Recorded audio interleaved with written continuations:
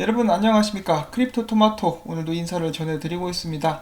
자, 어제 비트코인이 자빠지면서 한때 가격이 $10,000 아래까지 떨어졌었습니다. 마찬가지로 모든 암호화폐들 같이 미끄러지고 있는 그런 모습이 보여지고 있는데요. 비트코인 가격 지금 현재 1125불, 그리고 XRP 같은 경우는 안타깝게도 26센트대를 지나가고 있는 그런 모습이 보여지고 있습니다. 그래도 XRP 같은 경우는 그동안에 덜 올랐기 때문에 다른 암호화폐들에 비해서 덜 떨어지고 있는 듯한 그런 모습을 약간 보여주기는 하고 있습니다. 자, 그럼 첫 번째 소식부터 보도록 하겠습니다. 미국의 정부 법률 변호사죠. 제이크 체르빈스키는 리플사가 규제 기간과 가깝고 그 때문에 규제를 덜 받는다라는 말을 자주 듣는다. 이는 터무니없는 주장이다 라고 이야기를 했는데, 저는 그런 이야기는 들어본 적이 없습니다. 규제를 덜 받는 게 아니라 그들이 원하는 대로 사업 방향이라든지 여러가지 정책을 존중하면서 사업을 해나가고 있다라고 보는 것이 맞겠죠. 자, 그 다음에 약간 불안할 수 있는 그런 소식이 한 가지가 있는데요. R3의 엔지니어들이 이 R3 코다의 장래성에 대한 의문을 제기하면서 그 중에 다수가 R3를 떠났다라고 합니다.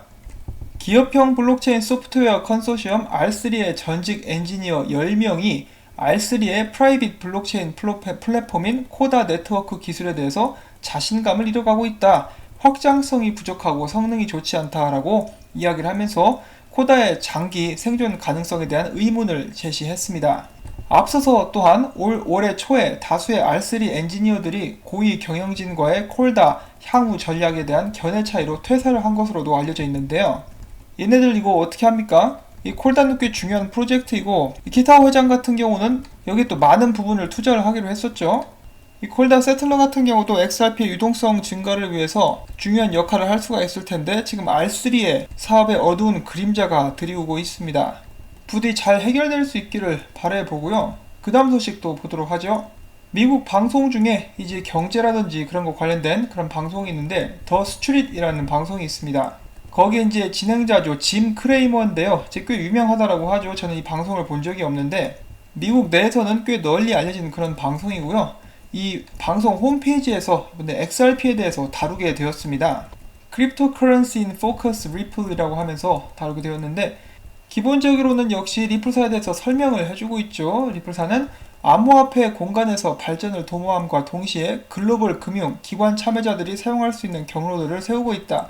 또한 그들은 실시간 총액 결제 시스템, 국제 송금 네트워크, 외환, 그리고 암호화폐의 실사용화를 위해서 애쓰고 있으며 엑스커런트와 엑스래피드에 대한 설명 또한 곁들이고 있습니다. 엑스비아 같은 경우는 아직 정식적으로 발표가 상용화가 되지 않았기 때문에 빠져있는 그런 상황이고요. 그 외에는 머니그램과의 최근 파트너십에 대해서도 이야기를 하면서 XRP에 대한 전체적인 등급을 매기게 되는데요. 더 스트리트에서 발표한 XRP의 등급은 A급입니다. 자, 이렇게 해서 미국 내에서 꽤 인지도가 있는 이런 방송에서 A급을 받았다라는 거 굉장히 기분 좋은 소식이죠. 참고로 S는 없고 A부터 F까지 있는데 그 중에 최상점을 받은 것입니다. 이러한 평점은 여러분들도 이제 들어보셨을 법한 와이스 레이팅스에서 주는 것보다 훨씬 더 큰 의미가 있지 않나 하는 그런 생각을 갖고 있는데요. 한 가지 아쉬운 점은 이 리플사의 로고를 갖다 놨어요. XRP인데 이런 부분은 약간 좀 아쉽습니다. 자, 그 다음에는 제가 어제 또 잠깐 소개를 해드렸었던 회사가 있었죠. 젠페이인데요. 젠페이의 생산혁신부서의 담당자와 리플사가 인터뷰를 가졌습니다. 젠페이는 영국에 거점을 두고 전 세계로 송금 서비스를 진행하고 있는 그런 회사인데요. 이 인터뷰에서 나온 내용들 또 여러분들께 간략하게 요약을 해서 들려드리도록 하겠습니다. 젠페이는 최근 리플넷에 참여하게 되었는데 그와 동시에 새로운 지불로를 개척할 수가 있었다.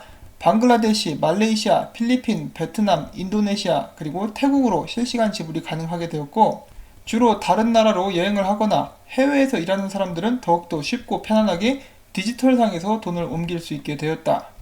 젠페이의 사용자들은 대부분이 해외 노동 이민자들, 그리고 유학생들이 이제 많이 있고, 젠페이에는 특별한 서비스가 지원이 되게 되는데, 젠페이 같은 경우는 일단 사용료가 적은 편이다. 환전 비용도 좋은데 여기에 더해서 개인이 송금할 때는 연간 2,500불까지 송금 비용 면제, 사업체들은 5,000불까지 면제가 된다라고 이야기를 하고 있습니다. 또한 젠페이의 기본 요금이 3.5파운드인데 사용자들은 이 서비스에 만족하면은 이 금액을 내거나 혹은 이 사용료를 적게 내거나 할 수 있는데, 실제로 서비스에 만족해서 더욱더 많은 사용료를 낸 사람도 있다. 이는 마치 이제 팁을 주는 것과 비슷하다라고도 이야기를 합니다. 나날이 커져가고 있는 국제 송금 시장에서도 힘든 점이 있는데 바로 미국 달러가 아닌 다른 통화로 송금을 하는 것은 이제 좀 힘들다. 그 이유는 바로 아무래도 유동성 때문이겠죠. 자, 아무튼 규모가 작은 통화들을 송금하기 위해서는 그 지역 은행들과의 직접적인 파트너십이 있어야 되고 굉장히 복잡한 API 연계가 필요하다. 여기에서도 리플넷을 통해 연결하면은 이 과정을 더욱더 간단하고 확실한 방식으로 해결할 수가 있다. 이런 점들이 이제 리플사에 감사하다, 리플넷에 고맙다 라고 이야기를 하고 있는데, 방금 전에 나왔었던 규모가 작은 통화들을 송금하기 위해서는 그 지역에 있는 은행들과의 직접적으로 관계를 맺어야 한다라고 이야기를 했었죠.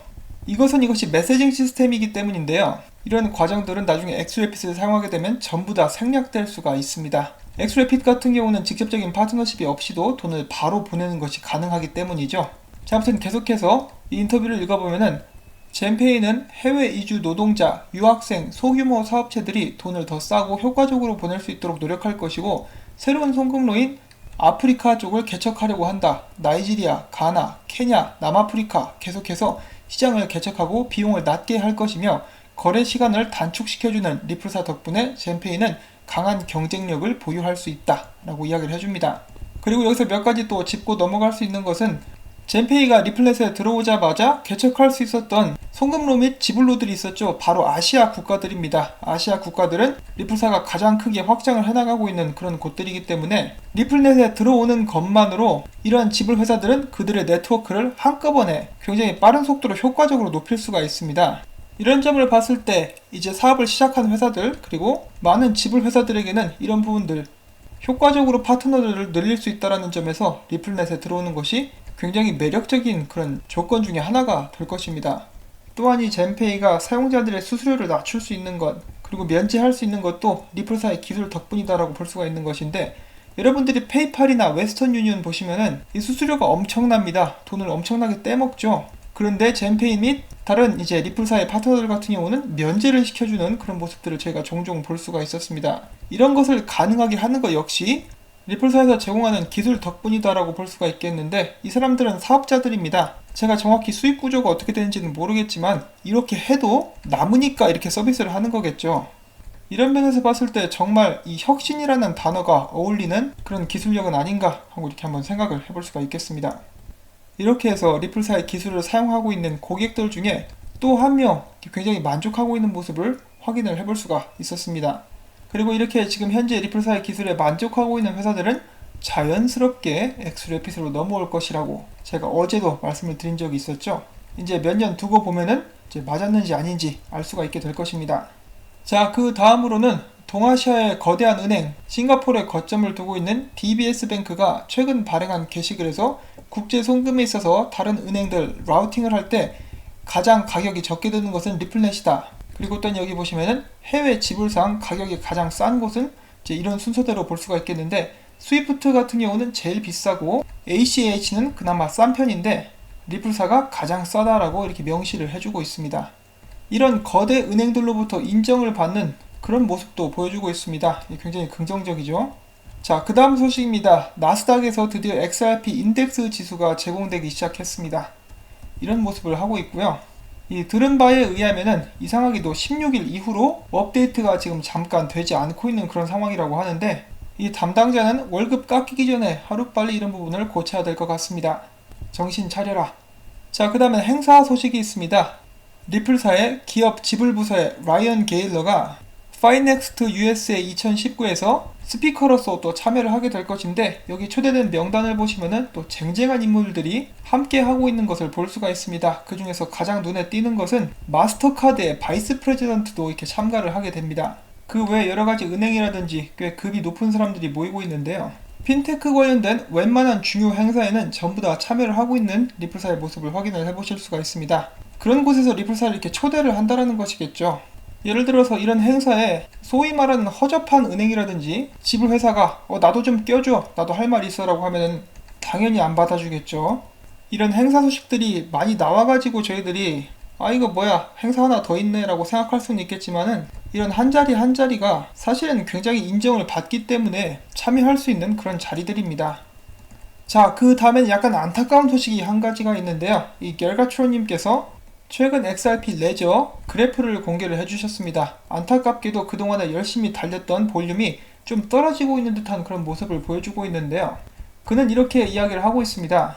자, 그동안에 XRP 관련된 지불 볼륨이 높았던 것은 내가 봤을 때 한 곳의 기업이 그 모든 것을 제공했기 때문이다. 어떤 기업인지는 몰라요. 그런데 이제 그 기업이나 회사가 최근에는 이제 XRP를 사용하는 양이 줄어들어가지고 전체적으로 이렇게 수그러든 모습이다. 그리고 이런 모습에 대해서 그렇게까지 실망하거나 염려할 이유는 없다라고 또 이렇게 말을 남깁니다. 조만간에 이러한 볼륨이 다시 한번 상승할 수 있기를 저희가 또 바라봐야겠죠. 앞으로도 계속해서 어떤 움직임이 나오는지 업데이트 되는 대로 여러분들께 전달을 해드릴 거고요. 그 다음으로 준비를 해본 소식은요. 세계적인 KYC 플랫폼 회사인 콤퍼니에서 이번에 새롭게 5개의 XRP 유효성 검사자들을 추가했다라고 이야기를 합니다. 그래서 총 6개인데 리플 네트워크에서 수천 건의 거래들을 우리들은 매일같이 확인하고 있다라는 글을 올렸습니다. 이렇게 해서 XRP 레저는 더욱더 탈중앙화되고 있고요.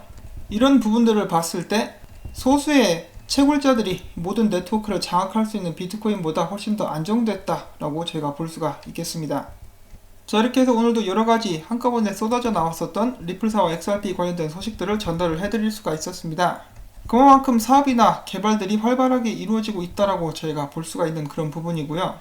실제로 일을 이렇게 많이 하니까 이런 소식들이 나오는 것입니다. 이 사람들이 없는 것을 지어내는 것이 아니기 때문에 이렇게 호재를 뿌려놓고 XRP를 던지려고 한다라는 그런 의견들도 이제 종종 보이고는 있는데 개인적으로는 그것에 동의하지 않습니다. 이런 사업 발전 상황에 관한 업데이트가 정기적으로 이루어지고 있기 때문에 저는 그런 말씀을 드리는 것이고요. 다른 암호화폐 프로젝트들을 폄하하고 싶은 그런 마음은 없는데 그 예를 들어 트모 암호화폐 같은 경우는 CEO가 나와가지고 막 펌핑을 시키죠. 중대 발표가 있다, 뭐가 있다 이런 식으로 나와가지고 막 이렇게 펌핑을 시키거나 바이낸스 IO 같은 경우도 마찬가지고요. 가만히 있다가 큰 발표를 해가지고 이슈를 만들어서 크게 주목을 끌고 그리고 또 잠잠했다가 다시 한 번 더 그렇게 하고 그런 모습들이 아니라 정기적으로 발전 상황에 관한 업데이트가 나오고 있기 때문에 또한 이런 업데이트들은 전 세계에서 각 분야에서 다발적으로 나오고 있기 때문에 악의를 가지고 이런 식으로 소식을 전하는 것 같지는 않다라고 저는 생각을 합니다. 앞으로도 계속해서 좋은 소식들, 발전 상황들 업데이트 될 수 있기를 또 기대를 해보면서 오늘 영상은 여기서 마무리를 짓도록 하겠습니다. 오늘 준비한 이런 소식들 유익하셨다면 구독과 좋아요 그리고 제가 계속해서 채널을 유지하고 열일을 할 수 있도록 광고 시청 처음부터 광고가 마무리될 때까지 여러분들께 시청을 부탁을 드리옵나이다. 이 광고를 클릭해 주셔도 저에게 큰 도움이 되고요. 이런 부분에서 도와주시는 분들 덕분에 제가 오늘도 유튜버로서 생존을 할 수가 있습니다. 다시 한번 감사의 말씀 전하면서 다음에 또 새로운 소식 가지고 찾아뵙도록 하겠습니다. 안녕히 계십시오.